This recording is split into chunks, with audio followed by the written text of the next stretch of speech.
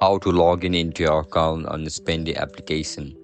Are you guys facing issues to log in into your account on Spendee app? If that's so, then this video might help you out. Without further ado, let's get started. First of all, open Spendee application on your mobile device. If you don't know how to download Spendee app on your mobile device, then make sure to check out our guide on how to do it. After you open the app, you will be provided with multiple options: Apple, Google, and Facebook. If you have created your account using Apple ID, then just simply tap and sign in with Apple. If you don't know how to create an account on Spendee application, make sure to check out our guide on how to do it.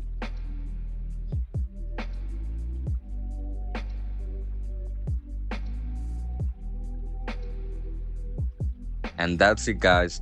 That's how you're gonna sign in into your account on Spendee application. If you guys found this video helpful, don't forget to like, share, and subscribe to our channel. And if you guys have any issues regarding Spendee, make sure to comment down below. Bye bye.